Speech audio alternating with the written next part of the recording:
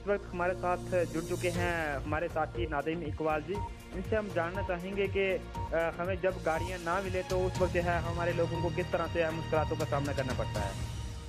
जी नरेंद्र जी, आपका बहुत बहुत शुक्रिया। जी जिस जी तरफ से आपने ये पूछा कि मौजूदा वक्त में गाड़ियों का ना होना लोगों के लिए किस तरह की परेशानी का सबब बनता है। जी ये जी सबसे पहले जिस तरह से हम पर मौजूदा वक्त की बात करें तो सरकार, चाहे हम मरकजी सरकार की बात करें या गवर्नर इंतजामिया की बात करें, तो कोशिश है कि जो ज्यादा से ज्यादा एरियाज को रोड कनेक्टिविटी प्रोवाइड की जाए ताकि लोगों को परेशानी का सामना ना करना जी पड़े। जी और खासकर अगर हम अपने रियासत जम्मू कश्मीर की बात करें तो एक पहाड़ी रियासत है। तो जो आज आप कह रहे हैं कि जहाँ पे अगर हम रोड कनेक्टिविटी हो और फिर गाड़ियाँ वहाँ पे ना हो तो ये काफी बड़ी प्रॉब्लम होती है। चाहे हम जी जी अगर आम लोगों की बात करें, जिस तरह से कोई मुलाजिम होते हैं जिन्हें अपने दफा पे पहुंचना होता है, और अगर गाड़ियां ना मिले और गाड़ी की अगर जो फैसिलिटीज उनको ना हो, अवेलेबल ना हो, तो उस वजह से वो अपने दफातरों में काम करने के लिए जो वक्त पे नहीं पहुंच पाते। जी और जी उसके बाद अगर वो ऑफिस पहुंचते हैं और ऑफिस के बाद जब उन्हें अपने घर, अपनी बीवी बच्चों, अपने माँ बाप, वालिदैन, जो रिश्तेदार वगैरह होते हैं, तो वहाँ पहुंचना हो, वहाँ भी वो नहीं पहुंच पाते। और जी जी खासकर मैं बताऊं कि जिस तरह से अगर आज का मौसम है या फिर हम नवंबर दिसंबर की बात करें तो जंगली जानवरों का भी डर रहता है, लोग अपने घरों से जो है बाहर नहीं निकलते।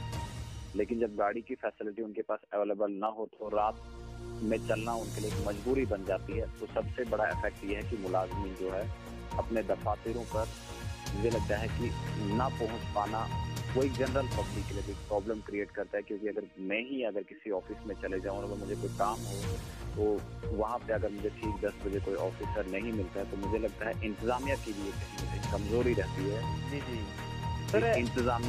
इंतजामिया जो है इन सब चीजों के लिए इकदाम नहीं कर रही। और मैं मरकजी सरकार को भी यहाँ पे कसूरवार ठहराऊंगा, क्योंकि जिस तरह से उन्होंने बायोमेट्रिक सिस्टम जो इंस्टॉल किया हुआ, बायोमेट्रिक अटेंडेंस है, जी जी लेकिन बायोमेट्रिक अटेंडेंस के साथ साथ उन्हें चाहिए था कि वो पहले इस चीज पर ध्यान दे कि क्या उनको हमने फैसिलिटीज दी हैं कि वो वहां पहुंच पाए अपने स्टेशन तक जहां उनकी जॉब है, जहां उनका ऑफिस है।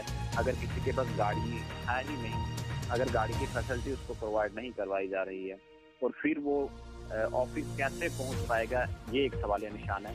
जी जी दूसरी बात मैं आपको बताऊं कि जब एक्सीडेंट्स होते हैं, खासकर रियासत जम्मू कश्मीर की हम बात करें, जी तो जरूर ये बात हमें देखने को मिलती है कि वहां पे अगर गाड़ी में 10 या 12 या 15 सवारियां पास होती हैं तो वहां 25 से 30 सवारियां होती जी जी बिल्कुल। हैं। यानी जितने लोग उस गाड़ी में सवार होना ही चाहते हैं उससे कहीं ज्यादा होते हैं। इसका भी एक काज है, क्योंकि वहां पे जो गाड़ियों की अगर हम बात करें तो वो गाड़ियां वहां पे नहीं होती। क्योंकि अगर एसआरटी बसेस की हम बात करें तो कहीं पे भी नहीं होती है। वो भी एक कमजोरी है, क्योंकि ओवरलोडिंग भी इसी वजह से होता है, गाड़ियों की कमी है। तो सरकार को चाहिए कि वो लोगों को जो है वो एसआरटी सर्विस स्टार्ट करे ताकि लोगों को राहत मिले। जी जी दूसरी बात मैं एक और चीज कहना चाहूंगा कि जिस तरह से हम स्टूडेंट्स की बात करें, जो स्कूल गोइंग किड्स होते हैं, उन्हें भी वक्त पे स्कूल पहुंचना होता है और वक्त पे घर पहुंचना होता है। जी और कुछ बच्चे जो ट्यूशन वगैरह पढ़ते हैं तो उन्हें ट्यूशन के लिए भी टाइम निकालना पड़ता है। लेकिन जब उनके पास ट्रांसपोर्ट फैसिलिटी ना हो तो मुझे लगता है ये बहुत बड़ी प्रॉब्लम रहती है उनके लिए। क्योंकि अगर वो स्कूल टाइम पे ना पहुंच पाए, अगर हम मॉर्निंग टाइम की बात करें तो सुबह 8 बजे से पहले स्कूल पहुंचना होता है, और जब गाड़ी ना हो तो वो 8 बजे से पहले स्कूल पहुंचना उनके लिए एक बहुत बड़ी प्रॉब्लम होती है। जी तो अगर वो लेट पहुंचते हैं तो मुझे लगता है कहीं क्लासेस उनकी जो है मिस हो जाती हैं। तो वो चीज भी सरकार को, इस चीज को भी जहन में सोचना है कि जो स्कूल गोइंग किड्स हैं वो हमारा फ्यूचर है, मुस्तकबिल है, और उन बच्चों का मुस्तकबिल भी खराब ना हो। जी जी उसके बारे में सरकार को संजीदगी इख्तियार करनी चाहिए ताकि उनकी जो जी मुश्किलात है नादिम उनका जी, अचानक। एक ऐसा ही मामला जिससे रजौरी के तहसील निशौरा में सामने आया है कि जहां पर यह हर तरफ से है रोड की कनेक्टिविटी है, लेकिन फिर भी है वहां पर कोई भी है गाड़ी की सुविधा नहीं है, जिस कारण वहां के स्कूली छात्रों को और वहां के जो भी स्थानीय लोग हैं उनको काफी ज्यादा परेशानियां झेलने के लिए मजबूर होना पड़ रहा है। जी, जिस तरह से आपने नौशेरा की बात की तो वहाँ पे ये प्रॉब्लम काफी देर से चले आ रही है, और मुझे लगता है कि इंतजामिया भी जो वहाँ की है वो तमाशाई बनी हुई है, इस प्रॉब्लम को देख रही है, ना कि इसको हल करने की कोशिश कर रही है। तो जी मुझे जी लगता है कि अगर इस जो प्रॉब्लम है वहाँ के लोगों को जो इस वक्त दरपेश है, तो अगर उसको हल करने की कोशिश की जाती तो आज शायद ये मसला यहाँ नहीं पहुँचता। और वहाँ पे अक्सर सड़क हादसा, अगर रजौरी की बात करें तो वहाँ पे काफी ज्यादा जो सड़क हादसा भी पेश आते रहते हैं, जी और जी अक्सर सड़क हादसा में जो है ओवरलोडिंग भी पाई गई है। तो इन सब चीज़ों को जो है इंतजामिया, एक चीज़ हमें देखने को मिलती है जब कहीं सड़क हादसा होते हैं तो इंतजामिया सिर्फ वहाँ अफसोस के लिए पहुंचती है कि हमें निहायत ही अफसोस है। और सियासी रहनुमा जो होते हैं, जो सियासी रहनुमा होते हैं, उनका भी यही रवैया रहता है जब कहीं कोई हादसा पेश आ जाता है उससे पहले तो वो इस चीज़ की बात नहीं करते, लेकिन जब कोई हादसा पेश आता है तो उसके बाद जो है वो आ जाते हैं। मैं देखता हूँ कि अखबारात में या सोशल मीडिया का इस्तेमाल करके वो लिख देते हैं कि हमें बड़ा अफसोस हुआ और जो हम ताज़ियत करते हैं जो भी गमज़दा खानदान है। तो मुझे लगता है कि इससे बेहतर उनके लिए ये रहेगा कि वो अगर असल शक्ल दें इस चीज़ को कि इन हादसा को पेश आने से पहले वो रोकने की कोशिश करें ताकि वहाँ के जो लोग हैं उनको राहत मिले। और हमने अक्सर ऐसा भी देखा है कि गाड़ी की फैसिलिटी ना होना, कहीं बीमार अगर गांव में कोई बीमार हो जाता है फिर गाड़ी ना मिले तो वो ठीक टाइम पे हॉस्पिटल भी नहीं पहुंच पाता और जिस वजह से उस मरीज को काफ़ी तरह की जो प्रॉब्लम फेस करनी पड़ती है। अगर हम हामिला औरतों की बात करें, जब उन्हें अस्पताल ले जाना होता है तो गाड़ी का ना होना वो भी प्रॉब्लम रहती है, काफ़ी बड़ी प्रॉब्लम रहती है। और ये प्रॉब्लम किसी एक फर्द नहीं, इनफरादी तौर किसी की नहीं होती, ये इज्तिमाई तौर सभी लोगों को जो फेस करनी पड़ती है। और मैं नौशहरा के अंदर अगर ऐसी प्रॉब्लम है तो मुझे लगता है कि इंतजामिया को इस पर जो संजीदा होना चाहिए। और जो अगर उनकी प्रॉब्लम है लोगों की, अगर वहाँ पे गाड़ियों की कमी है तो मुझे लगता है कि रियासती इंतजामिया को भी चाहिए, जो रियासती इंतजामिया काउंसिल है उन्हें चाहिए कि वो वहाँ पे जो ट्रांसपोर्ट फैसिलिटी अवेलेबल करवाए, ताकि अगर मौजूदा वक्त में अगर उनके पास रोड फैसिलिटी अवेलेबल है तो फिर गाड़ी ना होना, मुझे लगता है ये तो बहुत बड़ी ज्यादती है वहाँ के लोगों की, बहुत बड़ी नाइंसाफी है। उनको तो चाहिए कि वो जो लोगों की प्रॉब्लम्स हैं, लोगों की जो मुश्किलात हैं उनका अजाला करें ताकि लोगों की जो प्रॉब्लम है वो हल हो सके और जो मुलाजमीन है वो अपने दफातरों वक्त पे पहुंच सके, जो स्कूली तलबा और तलबात हैं वो भी स्कूल टाइम पे पहुंच पाए और बेहतर तालीम वो हासिल कर सके।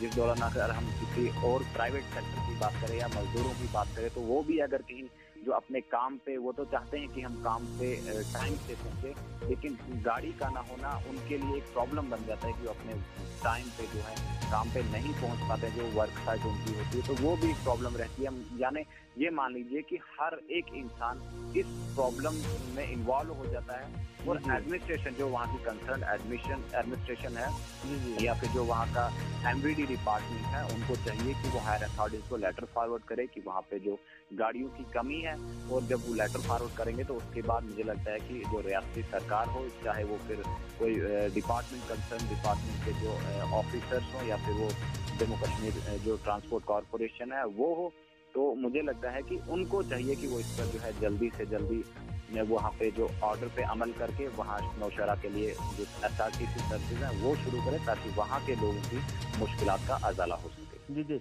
नादिम जी, एक और वहाँ के लोगों ने आरोप लगाया है कि उन्होंने इस समस्या को लेकर है कई बार संबंधित विभाग के अफसरों को भी है इस बात से अवगत करवाया है, लेकिन फिर भी वो है ये सब देखने के बावजूद भी वो है इस समस्या से निजात दिलाने में काफी ज्यादा आनाकानी कर रहे हैं।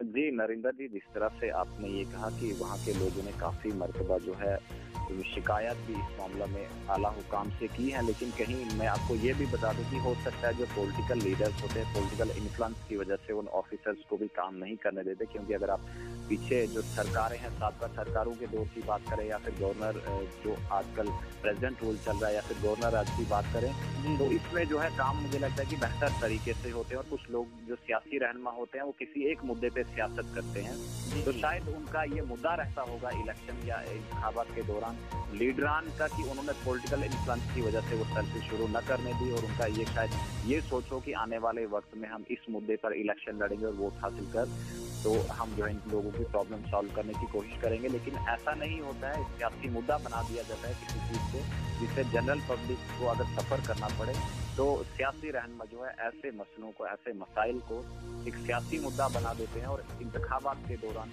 वो इन सब चीज़ों को फिर लोगों के सामने रखते हैं कि अगर आप हमें वोट देंगे तो हम आपको ये काम कर देंगे, हम आपको ये फैसिलिटीज प्रोवाइड कराएंगे।